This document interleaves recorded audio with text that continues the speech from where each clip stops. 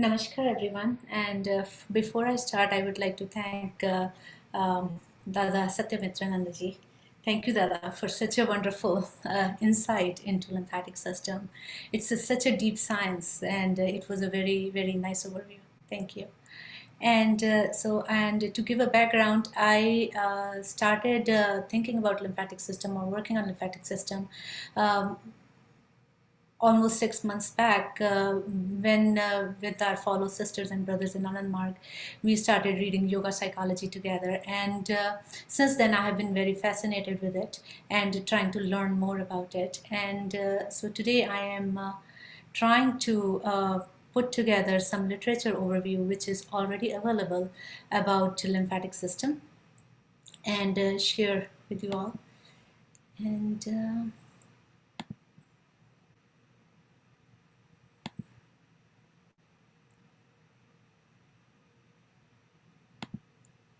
Didi, can you see it? Yes, we see it. Thank you. Yeah. So I'll start with the outline, and I will how I'm going to end this talk is basically first I'm going to talk what lymphatic system is, and how it is related to different diseases, and how we can combat dysfunctional lymphatic system according to the Western medicine or with food, using food as a medicine for us.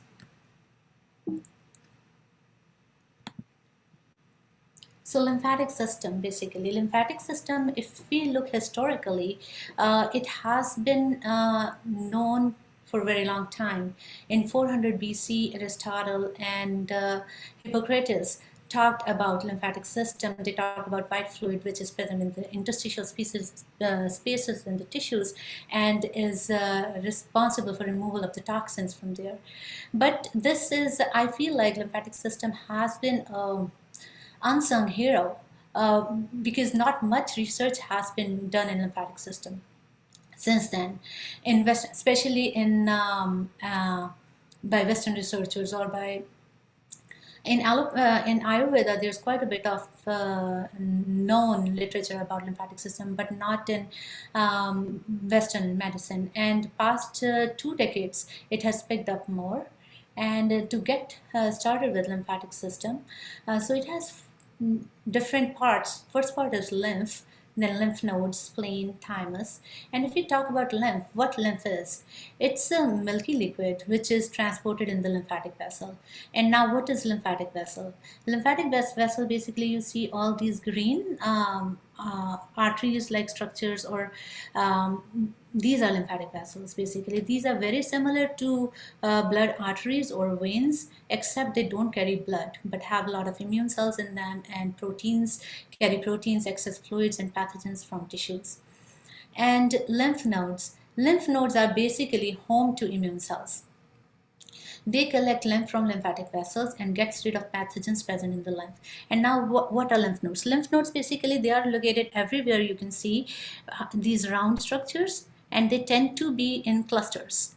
And you can see here in around knee, they're in clusters, and they are in clusters in inguinal, and in axillary portions in cervical. And they are home for immune cells. You can think of them as a security system for the body. Basically, any pathogen that comes, lymph nodes will not let it go. The immune cells in the lymph nodes basically will fight with them and get rid of them. And lymph has to go through lymph nodes before it goes to the blood. And yeah, so other is spleen, and this is the spleen here. Basically, it is similar to lymph nodes in the sense that it is also home for the immune cells, and it degrades old or damaged RBCs or platelets. And then another is thymus here, which is a site for T cell maturation. I will be talking more about thymus later as well. So now, function of lymphatic system. I briefly talked about lymphatic system in the previous slide also. It is an essential part of immune system, produces immune cells, it transports proteins, fluids, biomolecules, hormones to different places in the body. And now if you look at this particular figure, on the left, transport of nutrients from intestine to blood. What this figure is showing is we eat, this is showing how lymph gets transported from the intestine into the blood. Basically, when we eat food, food gets that. We eat all sorts of food like sugars, proteins, and fats. And in our stomach, they get digested into macromolecules, get digested into their micromolecules, and these basically sugars and proteins, amino acids, or glucose, basically these are water soluble and they can be directly absorbed into the blood. However, fatty acids are hydrophobic, they are lipophilic, and so they cannot be absorbed into the blood directly. So body has put a mechanism together so that those fatty acids can be absorbed into the blood. So what happens is that the short chain fatty acids, this is the structure that you are basically seeing here, is a villi. It's a lining of the intestine, and this is to increase the surface area of the intestine, so it goes like round and round and round. I might have seen in structures of the intestine, and this is so short chain fatty acids enters from villi into the endothelial cells, where it gets packed into chylomicrons, and then these chylomicrons then enter into these lymphatic vessels, which are called licteals.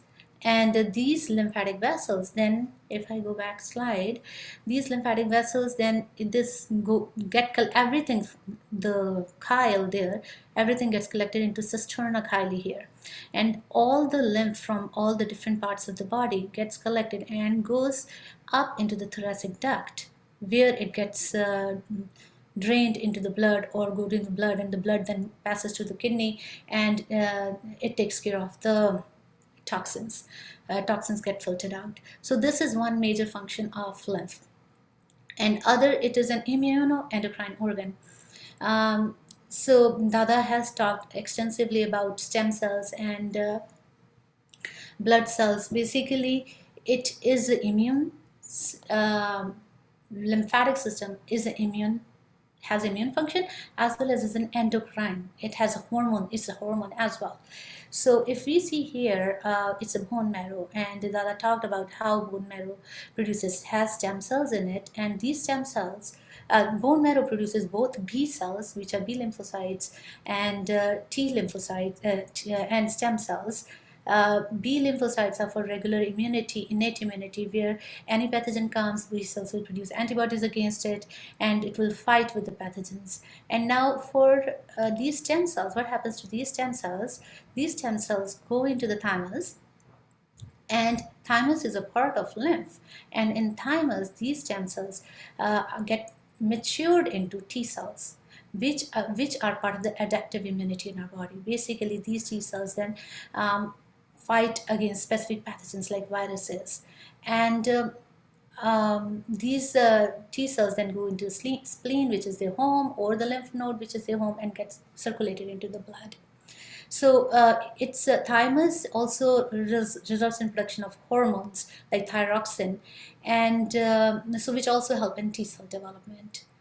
And then third is drainage system, which is highly important function of lymph, because so now our cells are constantly working, we are constantly producing energy. So whatever food we eat in the cells, it gets metabolized and energy is produced. In the process of metabolism, we produce a lot of byproducts which cells do not need, and those byproducts or pathogens or apoptotic cells come out into the interstitial spaces, and this is called interstitial fluid. This fluid then goes into the lymph, and then that lymph goes to the blood, and then to the kidney, and gets filtered out. So lymph is also known as drainage system of the body. So three functions: transport of nutrients from intestine to the blood or to the different tissues in immunoendocrine organ, drainage system of the body. So now if we think of diseases, so since lymphatic system has such important functions to play, so malfunctioning of lymphatic system will be definitely has implications in many common diseases. So what happens during lymphatic dysfunction? Um, it results in increase in lymph flow, or there is a decrease in lymph flow. There is reduced drainage capacity, not able to maintain fluid homeostasis in tissues. And pathological symptoms are inflammation, oxidative stress, hypoxia, edema. And this leads to diseases like diabetes, metabolic syndrome, atherosclerosis, autoimmune diseases. So we can see that lymphatic dysfunction can actually is related with all the diseases, because it leads to inflammation, oxidative stress, and then loss of immunity. So which is very common sense that it can lead to a lot of diseases too. So just to show in a pictorial format, this is a normal physiology of the lymphatic capillaries and lymph node. And during inflammation, basically there's increased flow, and there's an enlargement of the lymphatic vessels.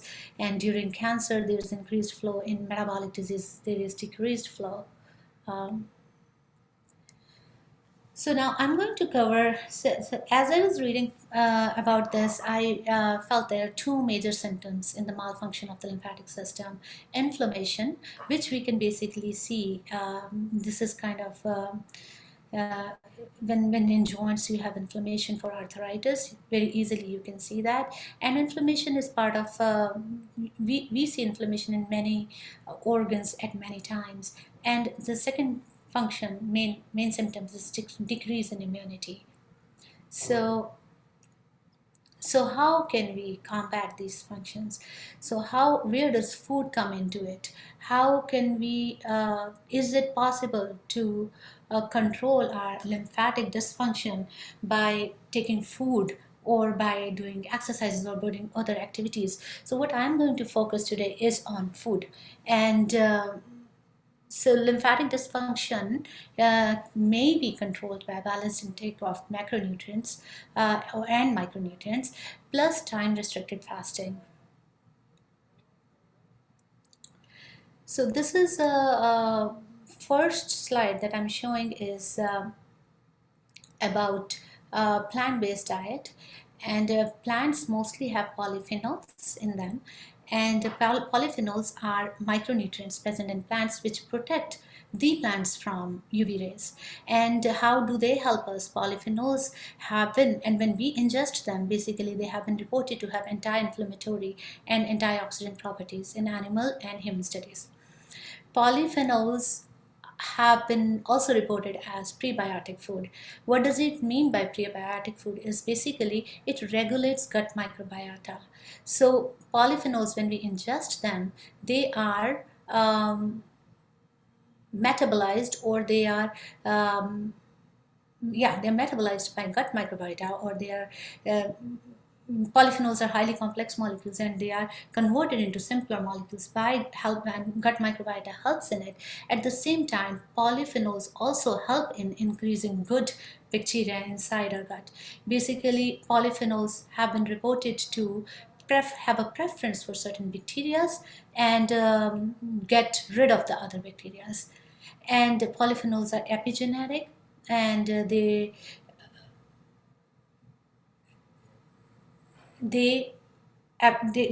polyphenols are epigenetic switches which are able to activate or deactivate genes with special beneficial effects in human metabolism and aging. I think there's a typo here. It is have influence on gene expression. So epigenetic means basically we have epigenetics, like on the DNA. At the DNA level, they can actually open up the DNA or close the DNA and result in the expression of the genes.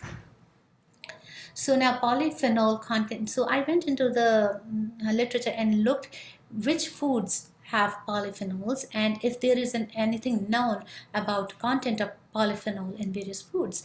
And we can see that this is a list, and then there was this paper where they talked about 100 foods, 100 foods richest in polyphenol and antioxidant content. And as we can see, clove is the topmost, and with such a high level of polyphenol.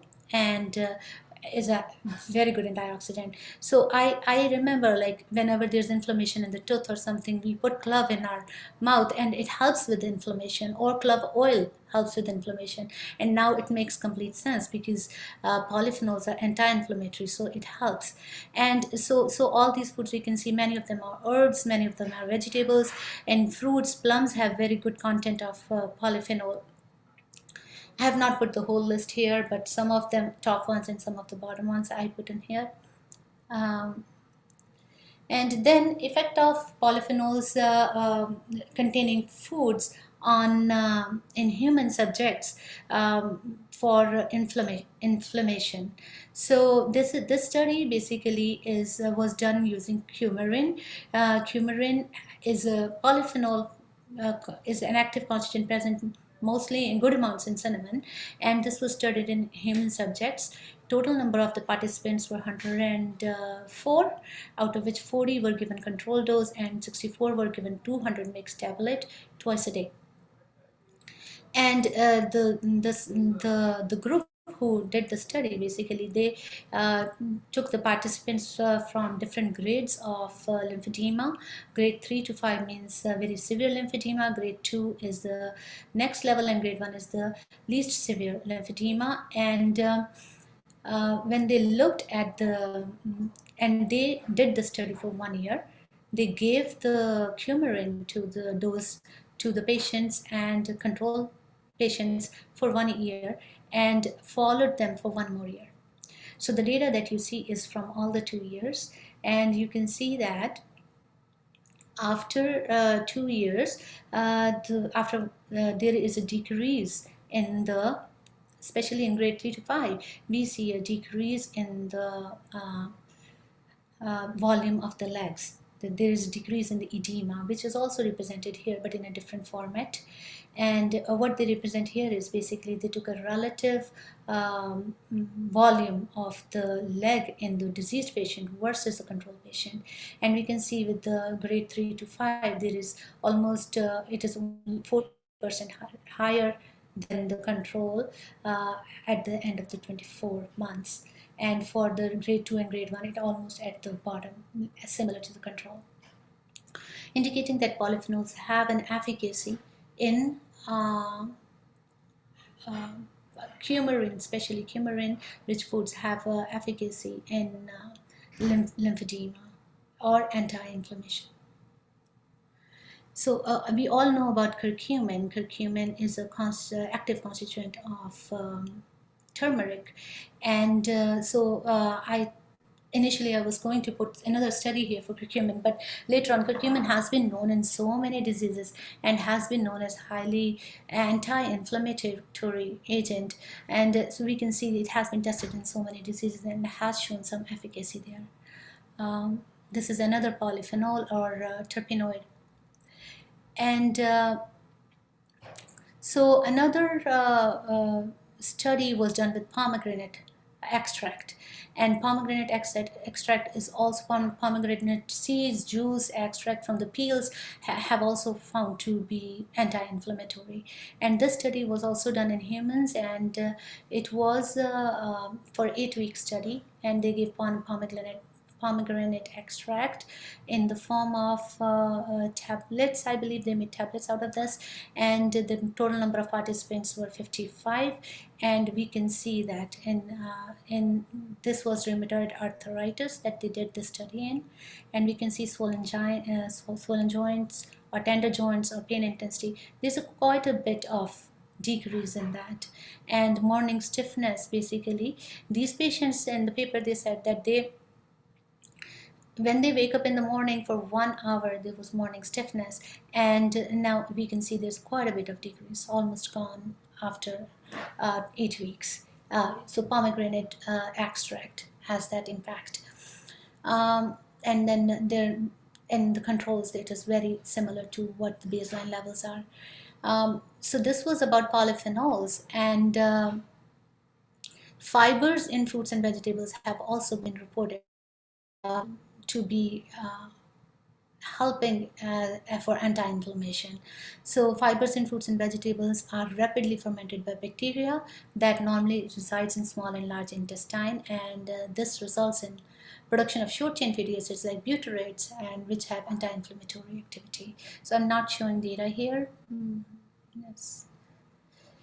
So now moving on to green leafy vegetables, as Dada also mentioned about chlorophyll, and Baba has, Shushan Anmurtiji has mentioned that green leafy vegetables or chlorophyll helps in boosting lymphatic system, or helps in increase in the amount of lymph. So I looked into the literature if there are any clinical trials, or if there are any studies that have been done with green leafy vegetables. And so this group, basically, they published their study, I think, last year, and they used a special diet, which they call Diet Life, and which is a low inflammatory foods every day, and that diet is rich in green leafy vegetables. It's a plant-based diet, highly rich in green leafy vegetables with small amounts of grains and other carrots and other things. And study length was for 1 year, and number of patients were 43, and their objective measure, the endpoint reads were they wanted to see if the subjects that they're giving diet life actually have increase in beta carotene that they expected from green leafy vegetables. And they do see here, if we see here, these are the control patients which were not given that diet, and these are the patients who were given diet, and there's an increase in beta carotene levels, indicating that the diet is actually, they are adhering to the diet, and it's basically control for them to know that green leafy vegetables are helping out. And we can see that it is statistically significant, p-value very less than 0.0001. And now when we, then they used C-reactive protein as a marker of inflammation. It's a well-known marker of inflammation. And they looked at C-reactive protein, and for in non-adherent and adherent population, and they found that in adherent population there is a decrease in level of C-reactive protein. Besides this, there was quite a bit of data like reactive oxygen species, or yeah, many other markers of inflammation. And they did find that this diet was efficacious, and they finally concluded that adherence to life diet leads to increased beta carotene and decreased CRP. So life diet type of diet may reduce risk or severity of chronic diseases involving inflammation. So, and then regarding chlorophyll, effect to study to see the effect of chlorophyll on anti-inflammatory actions or on lymph itself. So there are two studies done, one done in India and other in Brazil recently, basically last year, both of them published. And this study in Brazil was published in February 2020, and this was in November 2020. And here, that what we see in two graphs basically are two different models of inflammation, and they're models of arthritis, osteoarthritis, two different models. They gave chlorophyll to the mice, six, and there are total 6 mice that they tested for control and 6 were treated. And they placebo is basically only coconut oil, and in treated they mixed chlorophyll with the coconut oil and applied topically. And 3 hours later they looked, and there was a significant effect in mice, at least decrease in inflammation. And this is another model of mice, same thing, like chlorophyll, and with 1% and 2% with coconut oil.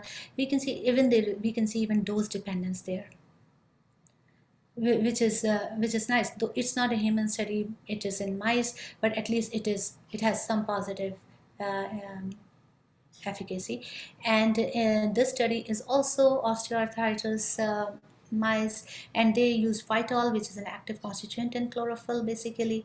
And we can see here that there is a decrease in paw size with 50 mg per kg, and then here there's a dose dependent decrease in the paw size. So if we see like chlorophyll content what are the vegetables which have high chlorophyll content. Spinach, how much is in 1 cup? And so basically spinach has 23 and green beans have 8 mg in 1 cup. Parsley has half cup, 19 mg. So this was for green leafy vegetables. And now moving on to the second symptom, which is decrease in immunity.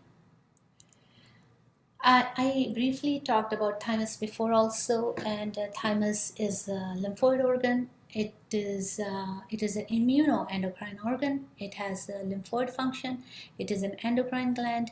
It produces matured lymphocytes, and it produces two kinds of lymphocytes. One of them recognize as self-antigens and destroys them. These are called self-reactive T cells, and other recognizes foreign antigens and destroys them and participate in adaptive immunity.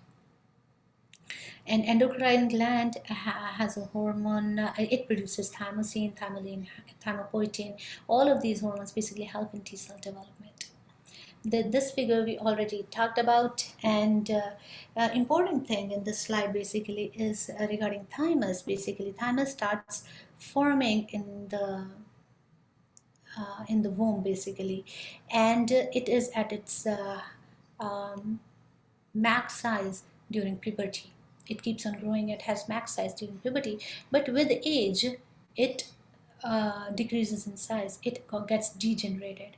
So largest weight of thymus in adults is found to be 37 grams, and at 75 years old it is only 6 grams. So like 1/6 of thymus is like only 1/6 is remaining.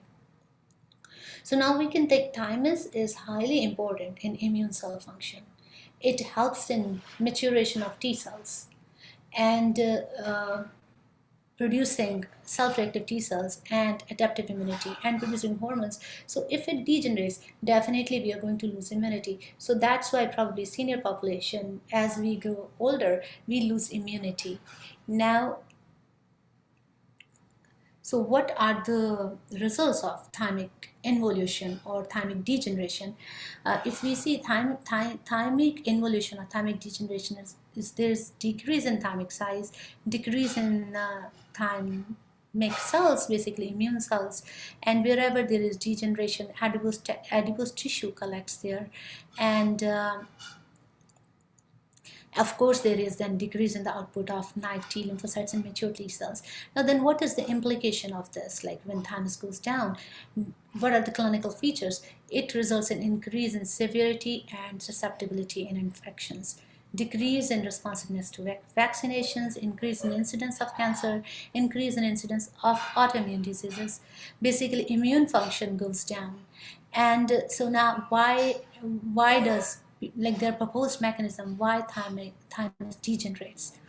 So there are some mechanisms indicating that oxidative stress results in thymic involution, and infections or pathogens also result in decrease in thymic degeneration. So I will, and then there is this effect of so now, but this thymic degeneration, actually thymus can be regenerated. There were some studies shown in mice and rats, and when they were given antioxidants, and it was shown that there was an increase in thymus size at 10 weeks. And here they gave saponin, which is again an antioxidant, and there was an increase in thymus size. So in both the studies, authors show that antioxidant diet resulted in decrease in age-related thymus atrophy.